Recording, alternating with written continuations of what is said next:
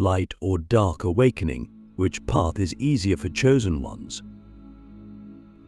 It always begins with a disruption, a moment when life cracks open the floor beneath you. Everything you believed, everything you thought you were, everything that once made sense collapses. Some call it a spiritual awakening. Others call it madness.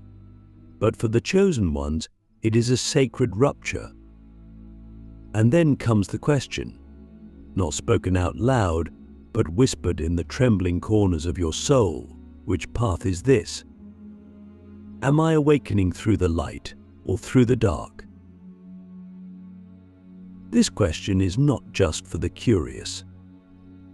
It's a lifeline for those walking through fire. Because the chosen ones don't get to sleep through life. We are pulled, torn, carved open to remember who we truly are. But here's what most people don't understand. There isn't just one way to awaken. There are two primary frequencies that pull us into consciousness, the light and the dark. And while they both lead to truth, they offer radically different experiences. So which one is easier? That's the question. But to even attempt to answer it, we have to go deep. We have to be brutally honest about what each path demands, what it offers, and what it takes from you. Click subscribe to this channel to get more profound spiritual lesson.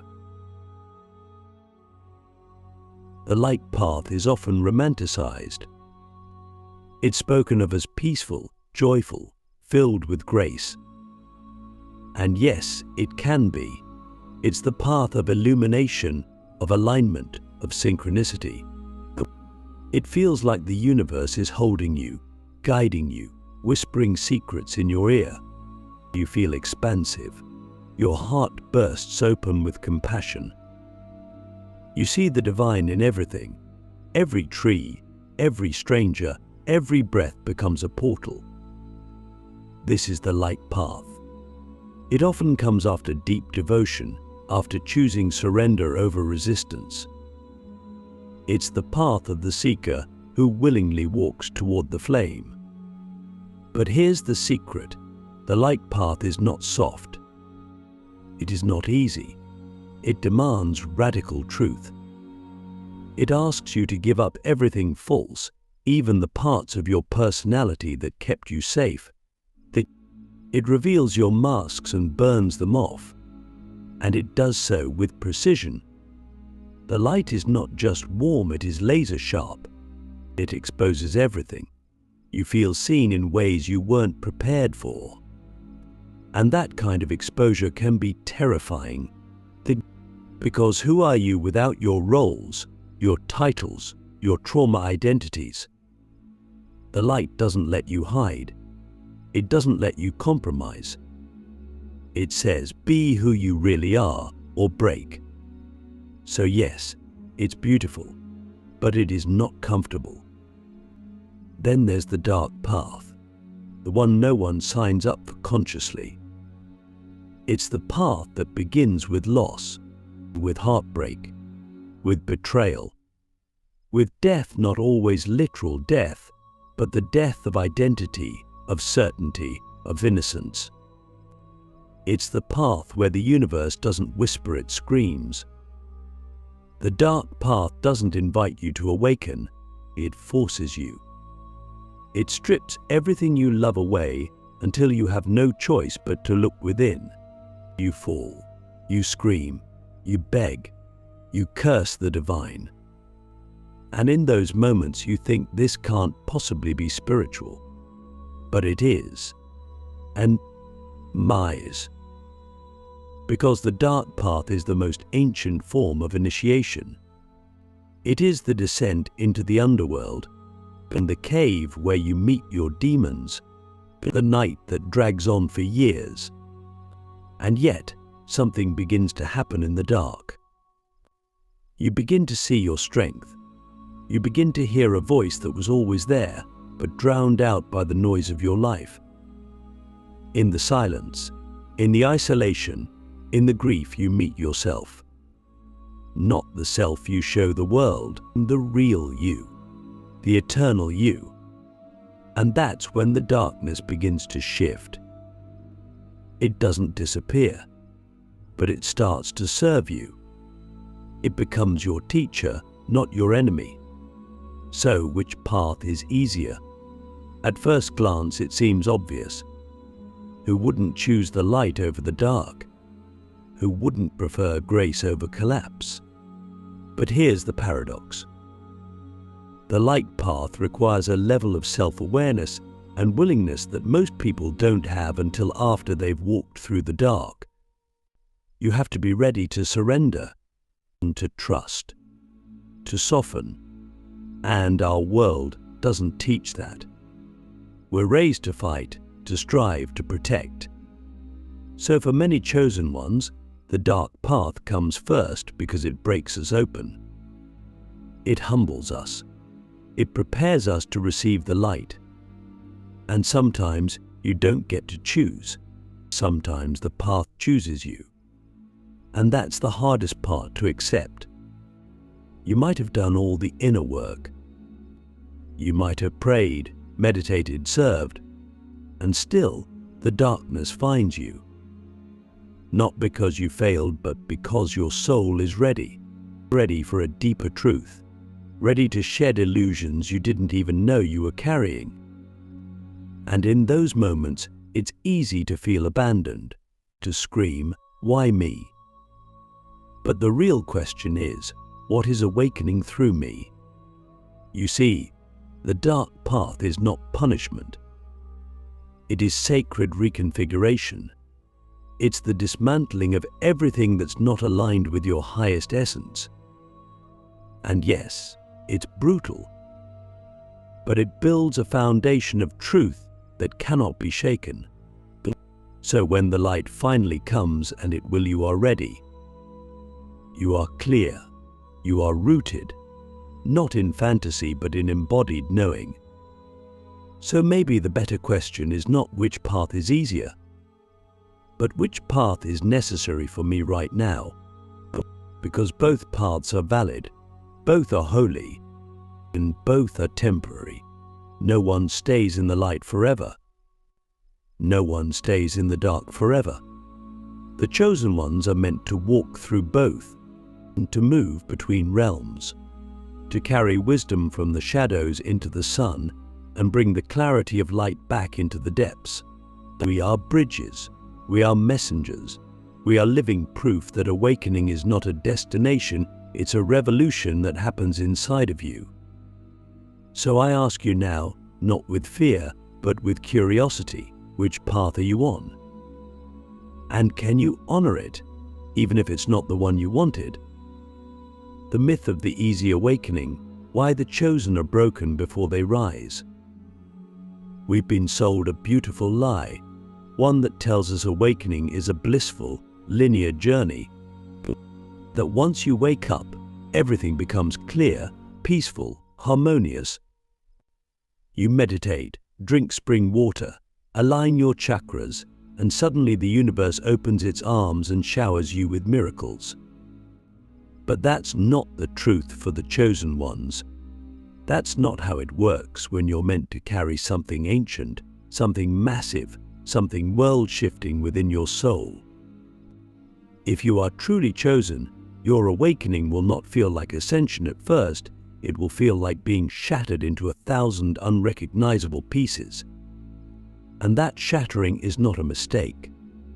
It's a divine design. You see, the myth of the easy awakening is comforting to the mind but deadly to the soul's evolution. Because awakening is not about becoming more comfortable. It's about becoming more truthful. And truth doesn't always feel good. In fact, it will often feel like loss, like grief, like your very identity is being erased. Because it is. Awakening is the death of false self. It's the unraveling of every role you thought you had to play in order to be loved, accepted, or safe. And for chosen ones, that false self is often built on trauma or on survival. on people-pleasing, on spiritual bypassing. So before the chosen can rise, they must fall. Marred. This is why so many of us awaken through crisis, through betrayal, through illness, through abandonment. The universe doesn't send these things to punish you, it sends them to strip you and to clean the mirror of your soul, so that when you finally look inward, you no longer see the projections of the world, you see the divine spark that has always been there. But that spark is often buried beneath years of conditioning, pain, and illusion. So the fire comes, not to destroy you, but to burn away everything you are not. And this is where the path splits for many, because some resist the breaking, they fight it, they numb it, they run from it, and in doing so, they delay the awakening.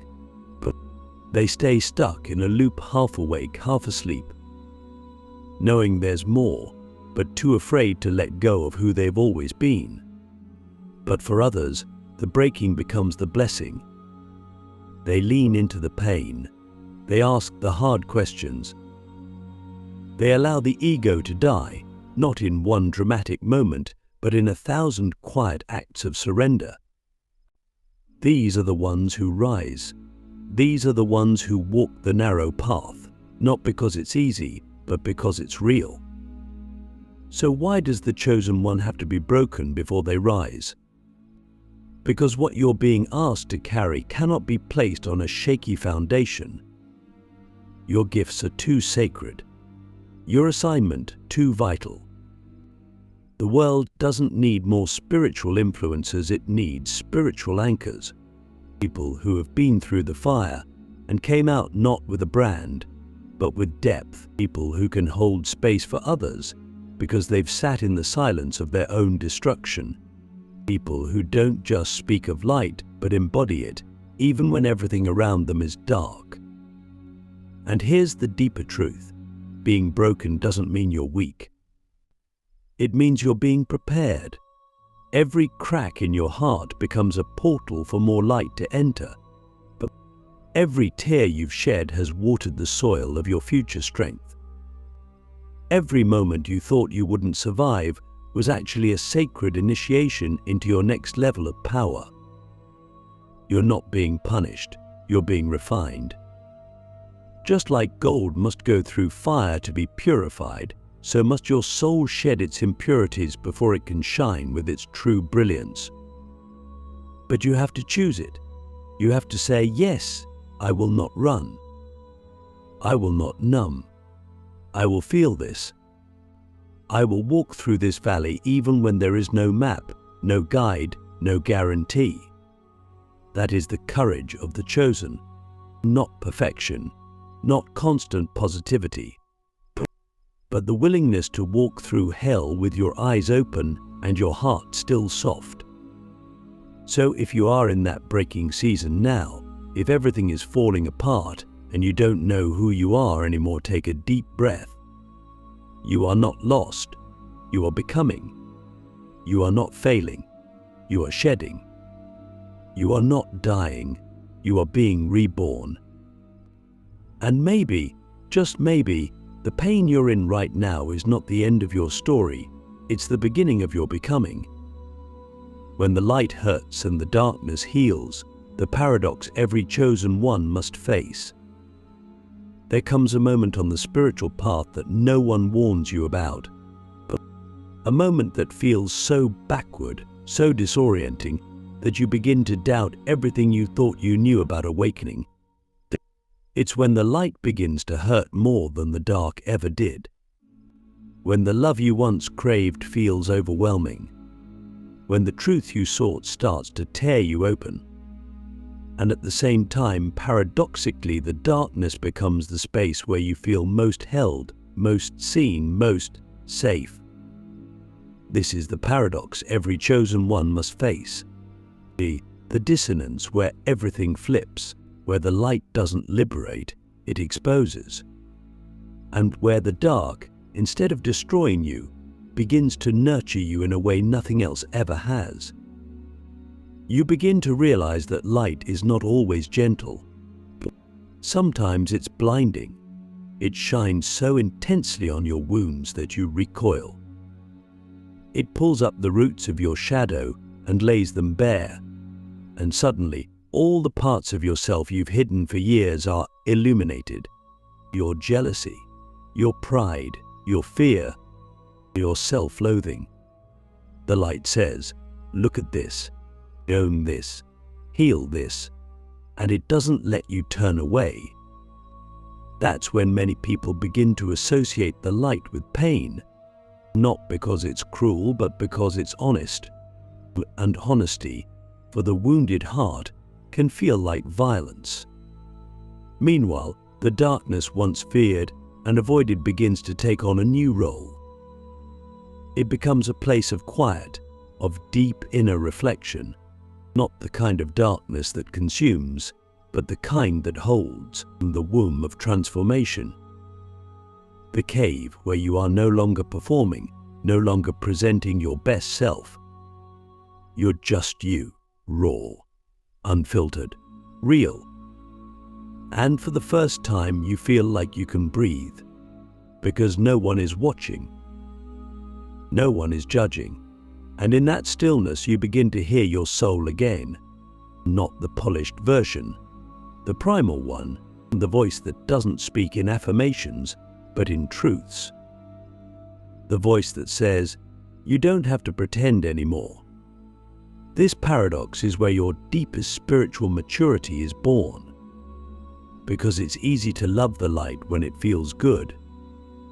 It's easy to fear the dark when it looks like chaos.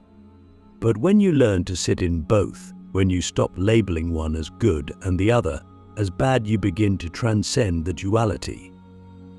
You begin to see that both are sacred, both are teachers, both are necessary, and this is when you become dangerous in the most beautiful way, because you're no longer reactive. You're not chasing bliss or avoiding pain. You're rooted, you're present, you understand that the soul doesn't evolve in comfort. It evolves in contradiction. So what do you do when the light hurts and the darkness heals? You stay, you breathe, you stop trying to fix it, you stop trying to choose sides, and you begin to ask deeper questions. Not how do I get back to the light, but what is the light showing me that I haven't been willing to see? Not how do I escape the dark, but what sacred truth lies here that I'm finally ready to hold. This kind of inquiry changes everything, because now you're not just surviving your awakening, you're participating in it. You're co-creating with it. You're becoming the alchemist. And the alchemist doesn't fear either element. They know that fire burns and heals, that darkness conceals and reveals, and that light blinds and illuminates. They know that transformation is never linear, but that some days you'll feel like a mystic and other days like a mess. And both are valid. Both are holy. Because the path of the chosen one was never about perfection. It was about truth. And truth is not always soft. It is not always kind. Sometimes, truth is the storm that tears your life down so that your real life can begin. So if you're in the place where the light feels like too much and the dark feels oddly comforting, don't panic. You're not broken. You're not regressing. You're simply evolving. You're growing into a version of yourself that is no longer afraid of the full spectrum of experience. You're learning to sit in the fire without flinching, to walk through the shadows without forgetting the stars. You're becoming whole not by choosing one side, but by embracing both. And maybe that's what true awakening really is, not choosing light over dark or dark over light, but becoming the space where both can exist in harmony. Maybe the chosen ones aren't meant to ascend into one frequency. Maybe we're meant to embody the totality of the human and the divine, and the broken and the brilliant, the messy and the miraculous. So let me ask you something only your soul can answer. Can you still trust the path when it no longer feels good, but it still feels true? You're not here to choose, you're here to integrate, the final initiation of the chosen. We spend so much of our lives trying to choose, light or dark, good or bad, right or wrong. We chase the light when we're afraid of the dark, and we romanticize the dark when the light feels like pressure. But what if the entire premise of choosing is the illusion? What if the ultimate purpose of the chosen one is not to pick a side but to integrate both? What if the final initiation is not ascension but embodiment? Not escaping the world for some ethereal realm, but fully inhabiting this one with all its friction, all its beauty, all its chaos. At the highest level of spiritual maturity, you no longer ask, which is better? You begin to ask, what is whole? Because wholeness doesn't come from exclusion, it comes from integration. You realize that the light without the dark is not real light. It's performance. And the dark without the light is not true shadow, it's suffering. But when they come together, when they are honored as two expressions of the same source, something alchemical happens. You awaken not as a fragmented being trying to ascend, but as a soul who has descended deep enough into their humanity to carry the divine in every breath. And that's the secret most people miss. True awakening is not about leaving your body or floating off into cosmic bliss. It's about coming back into your body with your soul fully intact. It's about living with your heart open in a world that constantly tries to shut it down. It's about holding grief and gratitude in the same breath, rage and reverence in the same moment, fear and faith in the same heartbeat. That's the integration. That's the mastery. That's what the chosen are here to do. But let's be clear, integration is not passive. It's not just sitting back and hoping things balance themselves out. It's an active, daily initiation. It's choosing to show up authentically, even when it's inconvenient. It's choosing to forgive, not because others deserve it, but because you deserve peace. It's choosing to walk away from what doesn't honor your soul, even if it means walking alone. It's choosing to stop seeking permission and start trusting your inner compass, even when it leads you into uncertainty. And the greatest act of integration. It's learning to love the parts of yourself you were taught to hate. The jealous one, the angry one, the insecure one, the tired one, the broken one. Integration says, you are all welcome here. You are not the enemy, you are part of me. And when you do that, when you stop splitting yourself into pieces just to be accepted, you become whole. Not perfect, whole. And from that wholeness, you begin to radiate a frequency that changes everything around you. Not because you're trying to fix people, but because your very being becomes a transmission of truth. This is what makes the chosen ones so powerful. Not their knowledge, not their rituals, but their presence. The way they can sit with someone in silence and make them feel seen. The way they can speak a single sentence that pierces through years of numbness. The way they can hold paradox without collapsing. That's what the world needs right now. Not more division, not more dogma, but more integrated souls who have walked through both fire and light and emerged not superior but humble, not detached but rooted, not enlightened in the clouds but embodied in truth. So if you're still waiting to feel done with your awakening, I'll tell you right now that day may never come. Because this path isn't about arrival, It's about evolution. It's about deepening.